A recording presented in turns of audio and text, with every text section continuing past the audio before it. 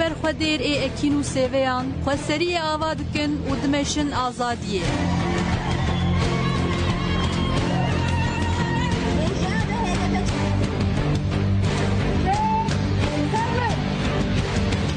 Jin ji bo rêbertî û azadiya xwe di ber xwe didin.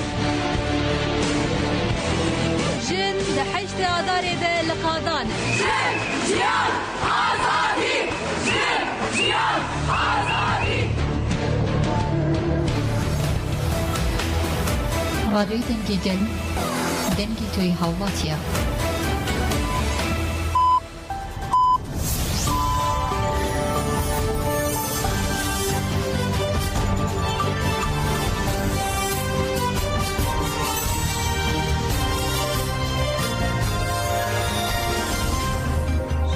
Uçağına Radyo Denge gelden baş yürüyeke adare 2024 İğneli Brüksel'e saat 12 Ahmet'e çağırdı.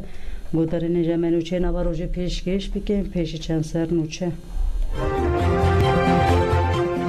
Albatan jibu kubiçin imrali serledan kerin u delegasyona navle tevi serdana Pariz'e rebera pokirin. HPG u here bilançoya şera muhasibat eş gerekir. KCK erişalı serhezen parasına yeni Suriye şermezarkir. Koordinasyona KCK bu bonaya haşta dare roja jnan a cihane da xuyani da nakşeriyat tekoşnan jnan eşkerekir. Li İran'e hilbijartına parlamenteriye destekir.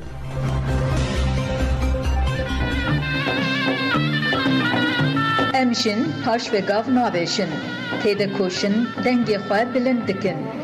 Yen bi ser bikevin em jin bixwene.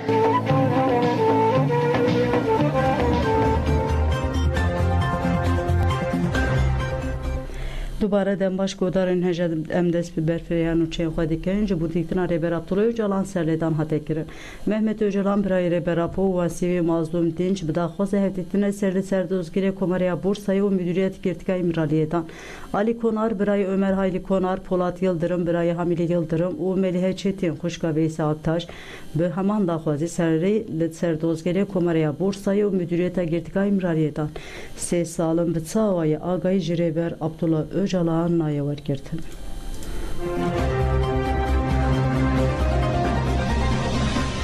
Şandeyacı bu delegasyona hukukuna asan anamle teyyületici tecide serdana büroya hukaya set salekir. Şandeyacı delegasyona hukukuna asan anamle teyyületici tecide kujji 12 parizeran je Süveyt Afrika'ya başvur İspanya, İtalya u Norveç'e pekte u tekildari tecidkina Reber Abdullah Öcalan'la Türkiye'ye pişti serdanenle Ahmet'le İstanbul'e despe serdana gir. Şandeye despeke serdana büroya hukaya set salekir ku parizeriye Reber aporedike. Şande jaliye parizeri Büroya Raziye Öztürk, Rezan Sarıca, İbrahim Bilmez u Cengiz Yürekli ve hate peşvazı kirin. Serdane'de tekilleri xabaten büroya agahi hatındayın. Endame şande jiragehandın ku bi salane tekilleri perskireka kurta xabitin bu ditina Reber Abdullah Öcalan serli vazareta adalet editin lebele serledana van teret kirin. Endame şande serledana Reber Abdullah Öcalan a İtalya'ya ya jibu penaberiya siyasi bir kız u diyarker ku tekilleri tecdali İmrali'ye gelek hevdanen van hene. Parizer Cengiz Yürekli jili ser tecda giran Ali İmrali'ye ku tavayı agahina vergirtir şande agahtargir. Yürekli gud İmralı pişti revandına brez Öcalan hati avakirin ve sistemede ku teybetiyle hemberi brez Öcalan hati avakirin 25 sal derbas bu. Naha brez Öcalan ulsiye müvekkillenme yendilin İmrali'ye tengirtir. Sistema İmrali'ye jidema avabune u ver ve her ruj hin behtir girandı be. Raporen dadgah mafemruvan Avrupa'ya ulsi pitideji işaret ve revşi hatiye girin. Revşan ha gelek girane se salın ve çavayı emni karın agahi ver bigirin. Ciber veki hatına ve gerekki heyjaya Türkiye ve peyman arne de çarşıvaya hukuka Avrupa'ya de lebele yekane valate kuvve hukuka peknayne. La Avrupa'ya ile hemberi tecda İmrali'ye hukuk ve cihnaya ani. Dınava se sale Davide serledaneke bitene ya parizeran umalbate nine mafe ahaftine bi telefone mafe name u nivisandine jiten aslen kirin. Namen ku nameyên ku têne şandin em nizanin bê digihîje wê yan na. Em nizanin ku niha müvekkîlê me rewşa wan çi ye di nava kîjan şert û mercî de ne. Li gor pîvanên Mandela divê hevdîtin bêkirin lêbelê 3 salin hevdîtin tên astenkirin.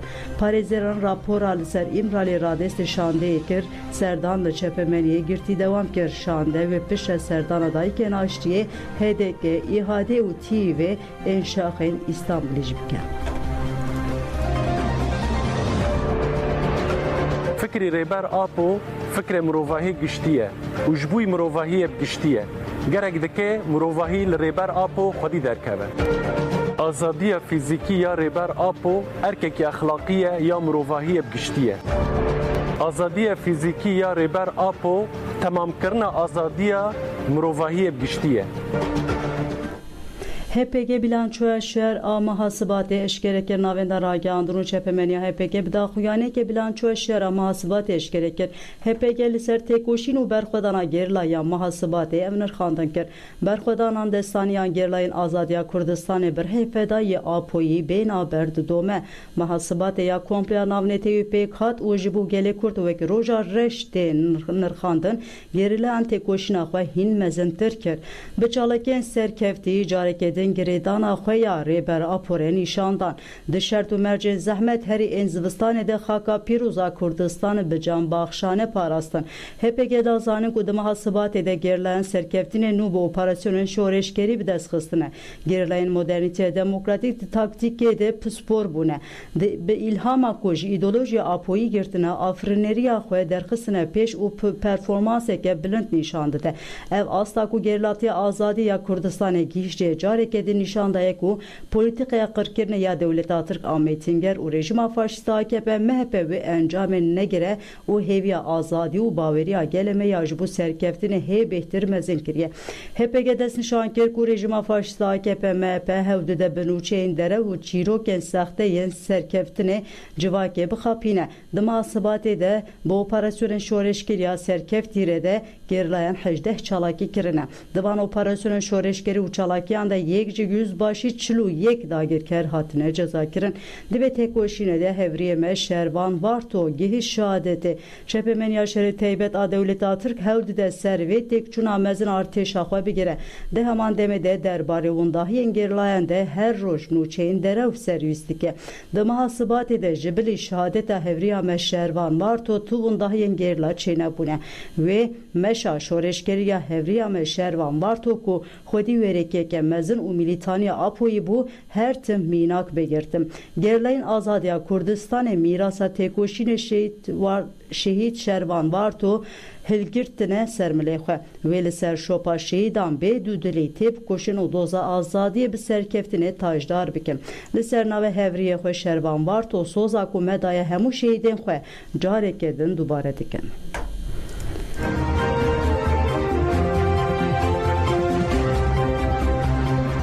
Belêgodarên hêja HPG encamên şerê Sibatê jî agahî parve kir. Gerilayan 18 çalakê li darxiste yek ji yüzbaşî bigîştê 41 askerên artêşa Tirk dagirker hatine kuştin. Navenda ragihandin û çepemeniya HPG di daxuyaniyê de bilançoya şer a Sibatê wiha ragihand. Êrişên dewleta Tirk di 111 êrişên bi balafirên şer pênc êrişên bi helîkopteran carekê êrişên bi teqemeniyên qedexekirî hatine kirin. 5 êrişên bi dronên bombebarkirî çalakên gerila yek ji operasyonên şoreşgerî 18 çalakî pêk hatine. Encama çalakiyan yek ji yüzbaşî 41 kuştiyên artêşa Tirk, 3 birîndarên artêşa Tirk, amûrên leşkeriyên hatine îmhakirin ji Wuhanê Cebilxanek ciheke keşfê 7 konteyner, 15 çeper, 3 sistema radarê, 10 kamerên mobese, 2 kamerên mobese yên termal, sistemeke muhabereyê, 2 çeken A4, bombeavêjeke bi zincîr û 4 kepçe hatine di darxistin. Çek û alevên hatine deste serkirin ji Wuhanê. Tifingeke sekvaniye ya KNT 76, 5 çekên nîv otomatik a Bixi, lüleyeke çeka Bixi, 300 fîşekên wê, 2 çekên bombeavêjê jî bê 7 û çekeke bombeavêj ya yekane. 8 çekên MPT 55 û 8 şarjorên wê, 2 tifingên bi bombe demançeyeke 8 dürbinen termal, 4 dürbinen şevi, dürbinek roje 11 dürbinen çeki, cihazeke muhabere yamezin, yek batarya cihaza muhabereye, 4 cihazen ragihandine, se fişeken işareti, 2 sensör, 2 venegir, 2 bombe destan, 2 panelen enerjiye yen roje, 2 kameren mobese, 7 powerbank, teleskopek, çantayeke askeri use, telefon jihatine deste serkirin.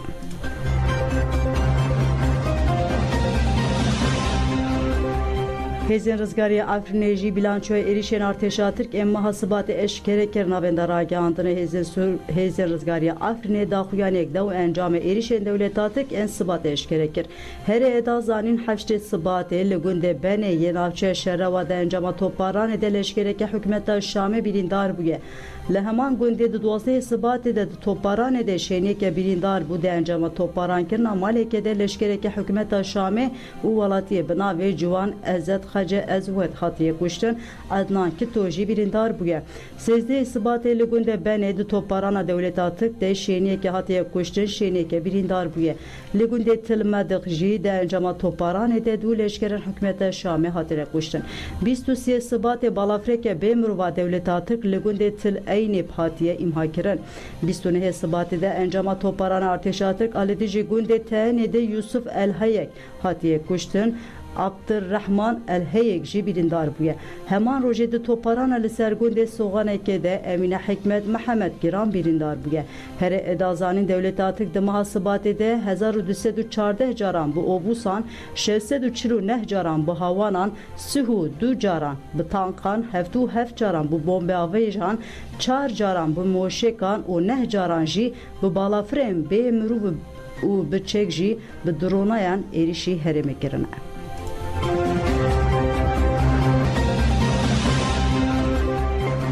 Belgodarên hêja Emenûçeyeke lezgên ji were ragihînin çavkanên heremî danzanin ku li herema Omeryan ya Mêrdînê li gundê Îkîtepe, Kayabalı û Beşîkaya yên Omerya Dewleta Tirk a dagîrker dest bi tevgera dagîrkeriyê bike.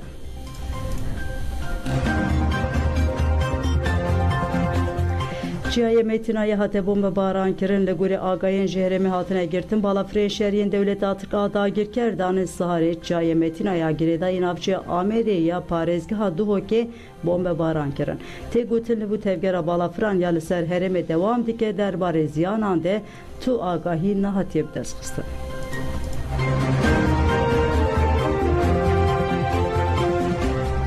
Hevserukatiya konsere ve bera KCK erişalı serhezen parasını yeni Suriyan şermezar kir. KCK erişa devleti atır ki 28 Sıbat'e şermezar kir u se endamın storo şehit bune birani. KCK gut devleti atır ku desilatariya faşist AKP MHP ve erişe carek edin nişanda ku ev çıkası dijmine gelane uriye xoye faşist eşkere kiriye. Evci azadiya gelandırse u bevetirse erişi gelandike. Mina du pışk jahre belav dike u be hestên faşist qirker û nijadperestî êrişî şoreşa Rojava û gelên Bakur û Rûşatê Sûriyê dike. KCK diyar kir ku ev azadiya gelê Kurd û gelên dinyên Rûşata navîn û Mezopotamya geleke giring dibînin û haberdewam kir. Gelê Asûrî Suryanî yek ji gelên herî qedîm yên Mezopotamyayê û xwedî dîrokek Kur û mîratiyeke mezin ya çandiye. Dewleta Tirk a dagirker gelê Suryanî Asûrî jî nav de hemû gelên din dike armanç û li darê çavên cîhanê qir dike. Hemû binesazî û avahiyan tune dike cîhan ji bi taybetî Awropa ji bo berjewendiyên xwe dengê xwe nakin û bûle hevparên sûcên dewleta Tirk. Gelê Kurd û tevgera azadiya Kurd hîmên metîngeran û qirkeran hejan diye. Lîstik û polîtikên 100 salê yên ku gelan danîne hemberî hev pûç kiriye. Li desilatariya AKP MHP dixwaze bi van êrişan hevgirtina gelan bişkîne. Desilatariya AKP MHP ji azadiya gelê Kurd Asûrî Suryanî ditirse ji ber ku di roja zimanê dayîkê ya cîhanê de li meclisê bi zimanên din bi Suryanî jî hate axaftin û ev ji hêla desilatariya AKP MHP ve rastî hêrseke mezin hat. Ev êriş bi vê rewşê jî nêz ve girêdayê em di wê baweriyê de ne ku gelemeye Asûrî Suryanî wê di çarçoya fikra netewê demokratîk a gelan de yekîtiya xwe hîn xurtir bike û bi têkoşînekê yekbûyî planên qirkirinê yên AKP MHP têk bibe.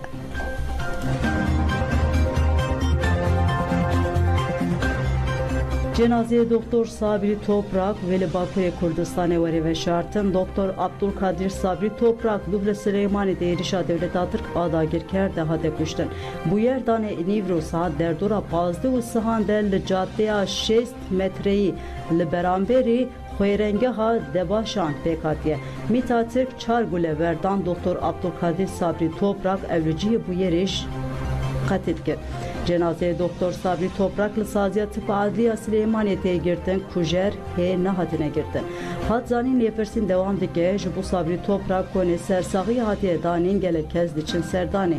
Ligurya Agay'ın hatine girtin ve cenazeye Sabri Toprak Bakırya Kurdistan'a veri ve şartın. Doktor Abdülkadir Sabri Toprak jibajarı Bitlis'e 12 sal. Beri jiber erişen devlet atık derbesi başarı Kurdistan'a bu. Ba ve Sezarukanel nexweşxane ke teybet dixebitî.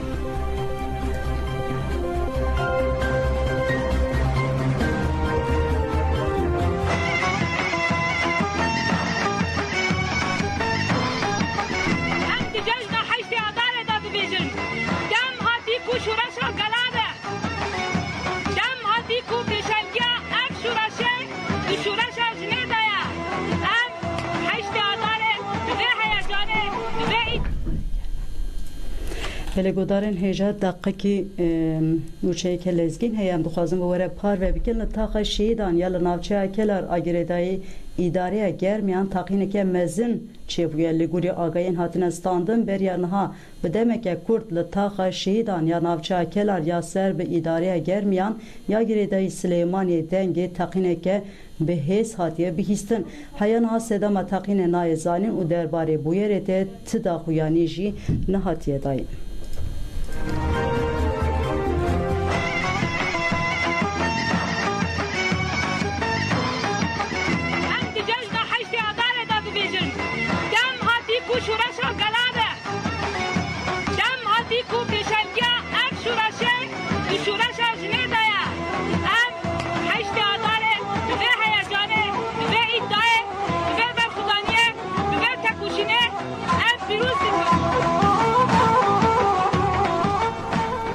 Pelegodarên hêja em bi nûçeyên xwe berdewam dikin KJK Got em 8 adarê cîhanê bikin warê serhildanê koordînasyona KJK bi bonê 8 adarê roja jinan a cîhanê daxuyanî da nexşeriya têkoşinê jinan eşkere kir. KJK dest şankir ku rêberapor ya azadî û aştiyê nîşanî jinan da ye divê di çalakiyên 8 adarê de daxwaza azadiya fîzîkî ya rêber apo were kirin. KJK soza li hemberî şehîdên 8 adarê azadiyê jinê û demokrasî nûkir û got jin li dijî zihniyet û pergala mêrên serdest ku hewl dide jinan û gelan tune bike weke mizgîniya biharê hêviyê didin û jiyanê dixemilînin. Em nikarin têkoşîna azadiya jinan bi rojekê re sînordar bikin. Lê rojekê weke 8 adarê ku bi sedan jin hatine şewitandin û şehîdkirin mezintirin erka me jinanek û em vê rojê veguherinin vejîneke û her roj di vê çarçoveyê de tev bikerin.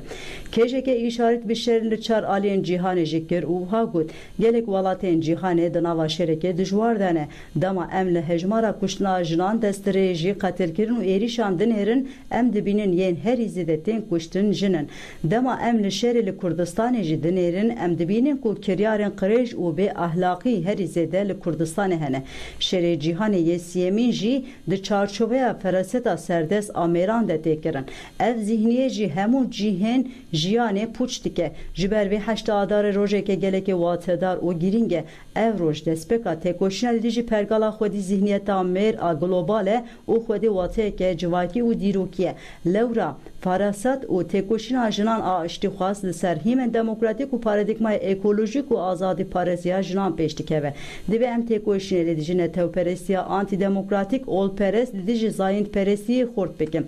Dewleta Tirk a Mêtînger li dijî şoreşa Rojava ya jinê bi tolhildaneke mezin êrîşan dike. Li Şengal, Maxmûr, Başûr, Bakur û heta Parîsê jinan şehîd dike.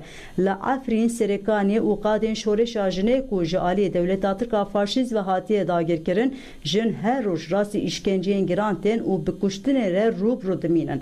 Li Bakur li dijî destkeftiyên jinê bi her cure rêbazên şerê taybet û fîzîkî hewlê dayîn bê desteserkirin û tasfiyekirin. Girtîgehên bi jinên ku têkoşînê dikin tîjî bûne. Goristan bi jinên ku bi destê mêrên hatine kuştin tîjî bûne.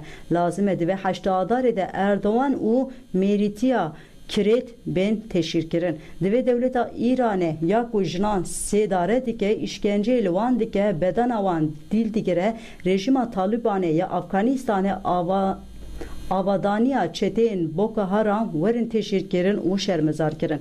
Divê jin bi duruşmeya jin jiyan azadî têkoşîna azadiya jinê ya sed sala 21 rast derast girêdayê paradigmaya rêber apo û xeta azadiya jinê bibînin û di çarçoveya zanista azadiya jinolojî de li ser bingeya modernîteya demokratîk berfireh û mezin bikin.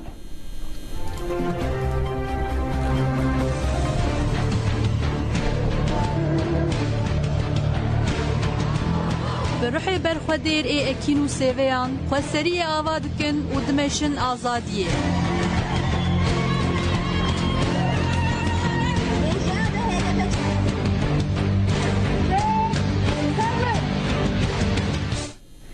Koordinasyona komelên jinên ciwan daxuyanek da û got weke tevgera jinên ciwan yên Kurdistanê divê sed salê de em ê bi duruşmeya jin jiyan azadî têkoşîna xwe mezin bikin.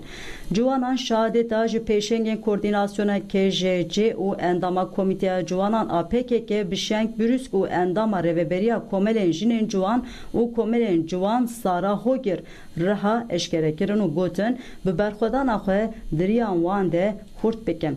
Em ê bêdûdilî her wazîfeyê şoreşê û bi rêbertî gel û Kurdistanê binin cih. Ji bo azadiya fîzîkiya rêbertî û jiyaneke bi rûmet têkoşînê bikin. Em ê diriya şehîd Sara, Rûken, Roşhat û Erdalan de hesab bipirsin. Ciwanan diyarkirin ku ev ê ji bo birêxistinekirina ciwanan bi taybet jinên ciwan û ji bo mîsogerkirina tevlîbûna wan di şerê gelê şoreşkerî de bêhnabar xebatê bikin. Ji bo serkeftina riyasereke xwarêxistinî kirine ciwanan mezin bike. Komelên jinên ciwan di xeta rêber apo de têkoşîna li dijî dijminê dagirker de bibiryarin. Bêguman têkoşîna bêhempa û keseyetên şoreşger di parastina nirxên şehîdan û civakê de sînoran nas nakin. Rastiya şehîdan rastiya me ye û divê rastiyê de paradigmaya rêber apo ronahiya me ye. Em weke komelgehên jinên ciwan baş dizanin ku mîsogerkirina azadiya fîzîkiya rêber apo mîsogerkirina azadiya gelê Kurd û hemû civakên li Kurdistanê û herêmê ne. Li ser vê bingê em li ser navê ciwanên Welat Parêz û jinên ciwan ên Welat Parêz di şaxsê pêşengên xwe rêheva şehîd bin şenk û Sara de soza xwe ya bi şehîdan re dubare dikin û em ê dijminê faşîstêk bibin. Em bank li ciwan û jinên ciwan yên ji çar aliyên Kurdistanê û dervê welat dikin û xwedî li şehîdên xwe derkevin.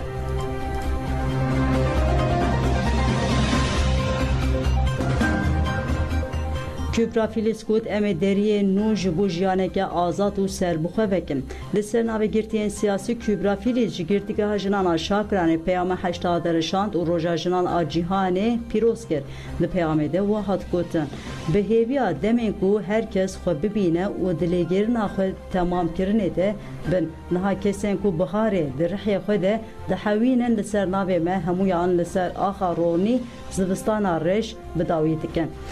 Ev kelecanek pake û coşeke mezin di dilê me de dihewîne. Em jî vê coşê dîwaran derbas dikin û tên gelwe. û em dibêjin em bi hêza xeyalên zarokatiya xwe bi xeyalên tîr û tîjê ji dest pêkene. Deriyê nû ji bo jiyaneke azad û serbixwe vedikin. Em di demeke bi efsûn de bi hev re bibin yek. Dest bidin hev û porê hev bihûnin. Em kesên kenên xwe yên herî xweş diyarî jin û kesên azadîxwaz dikin bi hestet û hezkirinê silav dikin. Bi hêza zindîbûn, dostanî, hevatiya jinan em heşt adarê roja jinan a cîhanê li tevayî pîroz dikin. Bila her roja we bi rengê heşt adarê û bi coş û kelecan derbas bibe.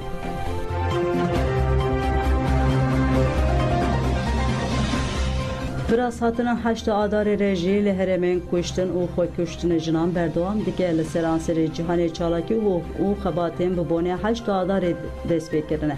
Lê li başûrê Kurdistanê tundî û qetilkirina jinan berdewam dike. Di nava dû mehan de 13 jin li deverên cuda yên Herêma Kurdistanê hatine qetilkirin yan jî neçarî xwe kuştinê hatine kirin.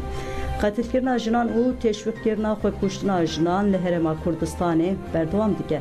Di nava dû mehên borî de li cihên cuda yên Herêma Kurdistanê 13 jin hatine qetilkirin yan jî neçarî xwe kuştinê hatine kirin ku di nava 23 rojan de ji van 13 jinan 3 jinên ciwan bi agir berdana bedena xwe dawî li jiyana xwe anîne. Her wiha di danê sibehê de cenazeyê ciwaneke daliqandê li taxên a bajarê Silêmaniyê hatiye dîtin. Pişê cenaze rakirina tipa adiya Silêmaniyê. Rêveberên navên de beşa lezgên a Silêmaniyê Saman Nadir ji rojnî siraragihand ku di danê sibehê de li taxa Bextiyar a bajarê Silêmaniyê cenazeyê ciwaneke daliqandê hatiye dîtin û cenaze rakirina tipa adiya Silêmaniyê.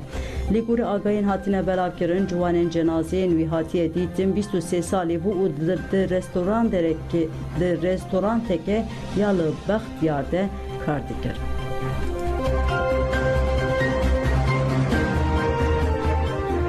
Tedaviya Muhlise Karagüzel aligirtige rewşa ve giran bu devam dike. Muhlise Karagüzel 6 saliye ligirtika tipareya menemenete rakirtin jiber de 26 çileye rewşa ve giran bu rakirin nexweşxaneye perwerde û lêkolîne ya Atatürk'a İzmir'e. Girtiye nexweşa giran Karagüzel nexweşiyê wê yên weke dil, diyabet, hipertansiyon, astım, fıtıka piştî û sütû hene li vir di 16 Şubatê de ameliyata dil avekirî derbas kir. Parêzeran li serveyekê ji bo berdana Karagüzel serdan kirin. Lê li ser serdanê înfaza Karagüzel 3 mehan hatiye talûk kirin. Tedaviya Karagüzel ad 22 Şubatê de sevkê Ankara'ya hate kirin berdewam dike. Geça Karagüzel, Zilan Karagüzel, tekildarı rewşa tendürüse ya dayıka xwe de agahiyê dawiyê parvekir. Karagüzel da zanîn ku ji bo dayıka wê di şertên baştir de were dermankirin çûne Ankara'yê li vir dermankirina wê didome û got dayıka min ameliyeteke bi xeter derbas kir. Rewşa wê ber bi başbûnê ve diçe. Lê em hêj dihatin û çûyînên nexweşxaneyê de neçarin bi ambulansê bênûn û bibin. Ji ber ku dayıka min hêj nikare bi rêve biçe em ê di tevî raporên tenduristê yên dayıka min ji bo înfaza wê bê sekinandin serlêdanê dikin.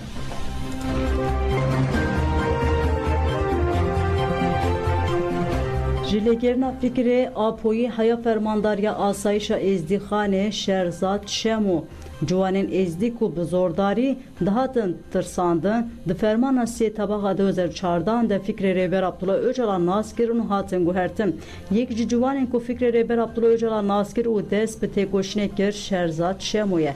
Şerzad Şemo di 12 Hezîrana 1988 de li gundê Sibaşê Xidr ji dayîk bû û di zarokatiya xwe de dibe şahîdê komkujiya 2007.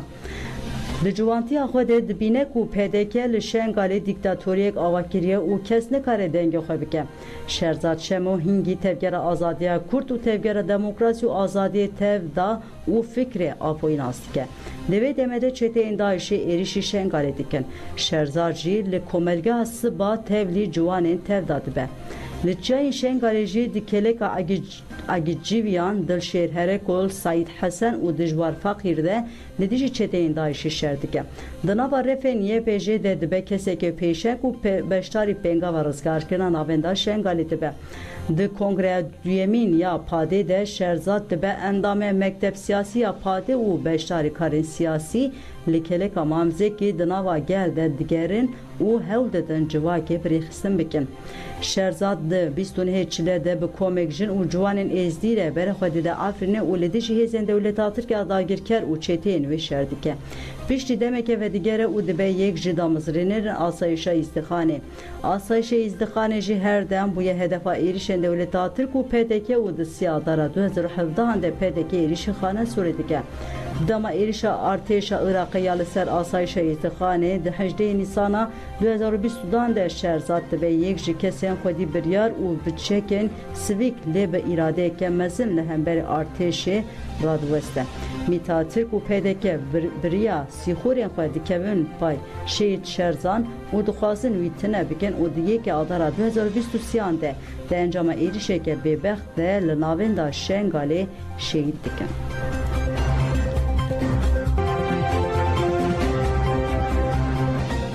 Koçberî ji mejiyê xwe avê ji bo zarokan ciheke amade kiriye. Ciwan Yunus ji bajarê Amûdê û dibêje dijmin zalim e em jî hewl didin jiyanê biparêzin ji bo vê yekê min koçberî ji mejiyê xwe avê diye. Ji bo ku zarok bikenin min cihê lîstikê ji wan re çêkiriye. Ciwan Yunus dibêje divê ciwan welatê xwe terk nekin û wiha dewam dike. Dema ku em ji bajarê xwe derkevin tewatiya ku em dixwazin dijmin derbasî warê me bibe. Ji ber vê yekê jê min xwest ku ez li bajarê xwe xebateke bimeşînim. Projeya min ji bo ku zarokên me hebûn. Min ev lîstuk bi zehmetî peyda kirin. Min cihê lîstikê bi keda xwe sererast kir û paqij kir. Nêzî $30,000 lê çû zarok tên vir û dilîzin lîstikgeh ji saet ji nehê sibê heta nîv rojê vekiriye pişe digirim û saet ji çaran heta heftan vekirî dimîne. Ciwan Yunus da zanî ku armancawî xemilandina bajêr e û got eger bajar rengîn be rûyê zarokan jî bikenin be û coş û hêvî mezin dibin. Dijminê me Kurdan zalimin divê em li dijî zilmê têkoşînê bikin. Divê zarokên me ji zarokatiya xwe bijîn zarok hêviya paşerojan e.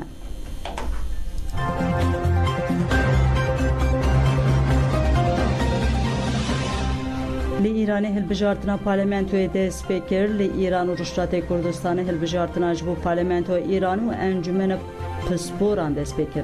Saziya mafê mirovan aktivîst Rewşenbîr banga boykotê kirin. Li gorî medya İranê wê li İran û Rûşdatê Kurdistanê ji 75 milyon kesan 61 milyon kes mafên wan yên dengdanê hene. 15,600 kes ji bo 209 kursiyên parlamentoyê û 144 kes jî ji bo 88 kursiyên encumena pisporan bûne namzet. Li seranserê İran û Rûşdatê Kurdistanê jî 59,000 navên tên dengdanê hatin amade kirin. Tevî ku hilbijartinê dest pê kiriye jî çalekvanên mafê mirovan aktivîstên jin gelek saziyên din ragihandine ku ew hilbijartinê boykot bikin. Li aliyê din jî gelek keseyên siyasiyên İranê jî ragihandin ku ew tev lê hilbijartinê nebin. Beriyana Partiya Jiyana Azada Kurdistanê PJK jî bi daxuyaneke banga boykotê kiribû gotibû daxwazê ji hemû gel û neteweyên bindez û hemû Çînên civakî bi taybetî daxwazê ji karker, karmend, xwendekar, rewşenbîr û jinan dike ku bawekekê girt û bi hemû hêza xwe beşdarî boykotkirina hilbijartinê bibin. Bêguman helwesteke bi vî rengî daxwaza civakê ya bihêz ya ji bo mîsûgerkirina sîberrojeke azad û demokratîk nîşan dide. Boykot mafeke sürişlî û demokratîk e û dibe alîkariyeke dîrokî ji bo mezinbûn û mayîna tevgera şoreşger û civakê ye.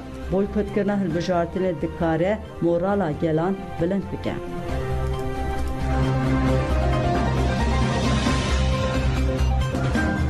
İranê firotuna derva ya gazê rawastant. Wezareta Elektrîkî ya İranê ragihand ku wan firotuna gazê ya derve daye rawastandin.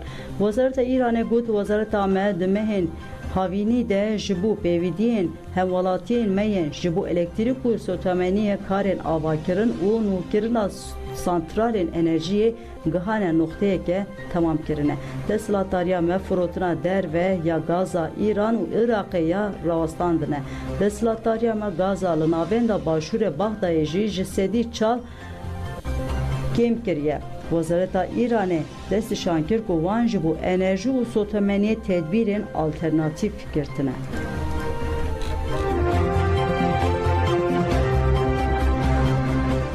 Nûçeya me dawiyê şerê di navbera İsraîl û Hamasê de felaketeke însaniya li Gazayê roj bi roj mezintir dike. Li meydana Nablusî ya li rûşata Gazayê leşkerên İsraîlê gule berdan Filîstîniyên li benda alîkariya însanî ne. Ji 112 zêdetir kes hatin kuştin, ji 750 zêdetir kes jî birîndar bûn.